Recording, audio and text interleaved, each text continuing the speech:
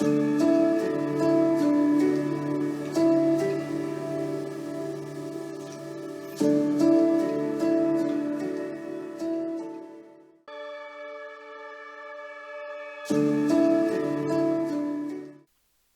everyone. All of us should be shocked when we are told of a child who dies while in the care of the minister. Today I'm going to talk about Samuel. Samuel was 22 months old when he died on the 16th of July this year. He was taken into care about a year earlier on the 29th of June 2021. Samuel was a healthy little boy. He was loved by his mother, by his siblings, by everybody that knew Samuel. He was a delightful little kid that had the rest of his life ahead of him. He was taken into care because, as I'm told by the mother, the house was a mess and that the department deemed that the mother had intellectual challenges. She was told by workers that she was stupid, that she was an incapable parent, and she had, even though she had 7 children, a couple of them are adults, and she's been parenting appropriately for many, many years. So the kids were taken at a time where she just returned from hospital after a brief stay, and the house was a mess. She admits to that. Whether these are the reasons to have a child removed, I don't know. Probably not. It might have been better if the department chose to find a way to work with the mother rather than removing all the children. One of the children, who I believe is around 4, has had about 9 different placements during this time. But how do we explain the fact that a child who was in the care of the minister passed away? Now the child was hospitalised, and we've got some video of Samuel while in hospital. He supposedly had a respiratory problem, a problem which his mother said didn't exist prior to going into care. When he was in hospital, the department insisted, or the carer at least insisted, that she be present with Samuel the whole time. The parents were not permitted to have their own private time with Samuel. The carer insisted on being there the whole time. Now this has been an horrific situation, as any of us can imagine. I mean, losing a child is one of the greatest traumas that any of us could ever experience. And this mother, for varying reasons, has not been able to grieve appropriately for her own child. The coroner at this point has not brought down their findings. And as a result, the uncertainty around her own child's death remains. No one knows why this child died, or no one has been told why this child died. The parent has been kept in the dark in relation to this the whole time. I find it sad that not only the death of a child, perhaps even the unnecessary death of a child, the unexplained death of a child, can remain in such a way that no one is informed of the reasons why this occurred. Parents need to understand the causes of deaths, particularly the causes of death when the child is not in their care. One has to wonder what it is that the department is trying to hide,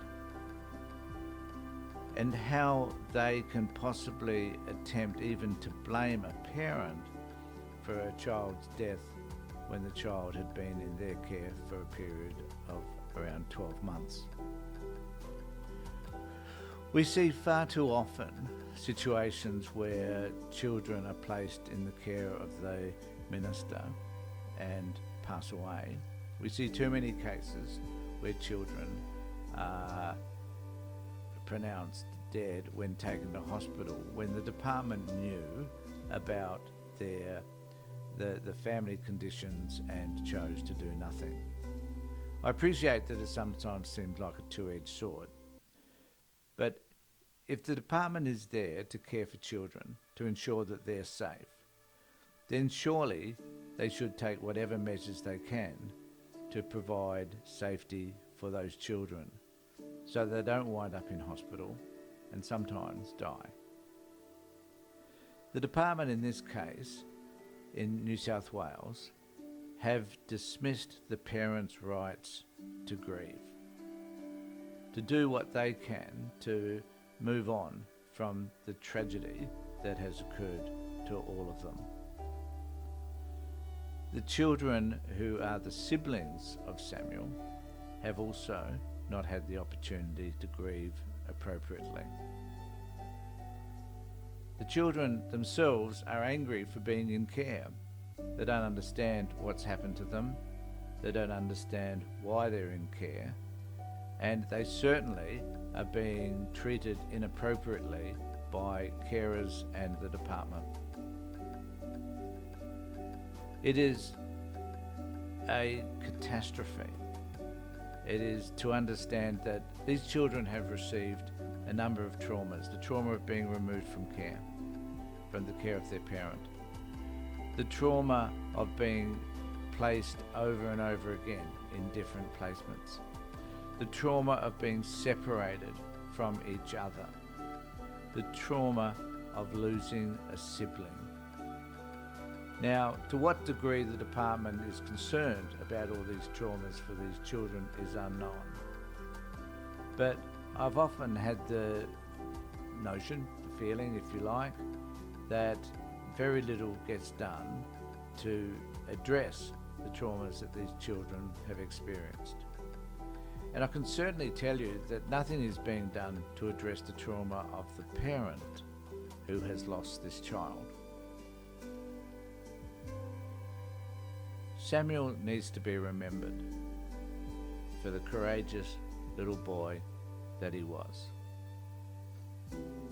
Every one of us needs to understand the trauma that this has created for his parents and his siblings. And even though we may understand that, what I wonder about is why the government doesn't. Why they seem to dismiss parents, take away all their rights, sort of neglect them in a way which I see as absolutely cruel. You know, and even when a child has passed away, there seems to be this effort to maintain a separation between the child, the department, and the parent and family. That they seem to have control or want control over everything that has happened. And maybe this is because they're sitting back wondering how now they can justify what has happened in this particular case. To what extent was the department responsible for not caring appropriately for this child who has died of what we understand to be a respiratory problem, but who never had these problems before? What happened while this child was in care?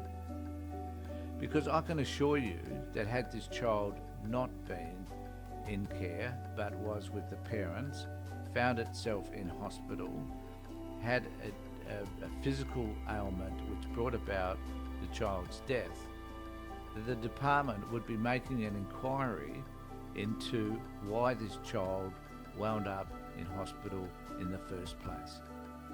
They'd be looking at the parents' backgrounds, everything that we know has happened here in South Australia because of the number of deaths in recent times of children. So what are the government trying to hide? What is it that they are afraid of. Now, I know the mother has made an attempt to go to the news media in relation to this and has been told that the news media in question is specifically waiting for a coroner's report. Now, there are lots of questions around this case that just exist without a coroner's report. One of them primarily is the way the family's been treated. Why it is that they've been separated from this child after death. Why is it they weren't able to grieve in a way that was appropriate for them and which would be normal under most other circumstances. We need to question what it is that the government's doing, why they're doing it, and what is in their best interest to protect themselves from future allegations about their lack of care.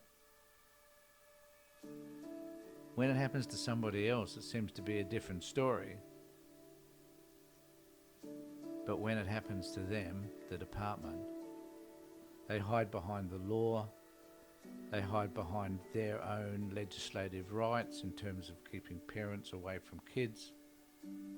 They have no consideration for the impact that any of this has had on the parents, nor the child's siblings. It's almost as if they're void of any emotions, that they have no idea as to how it affects others or even care about that. This is a sad case. The problem is there are too many of them. We're hoping here at the Child Protection Party that this video will encourage others to support the mother in question and her family, her kids and so on.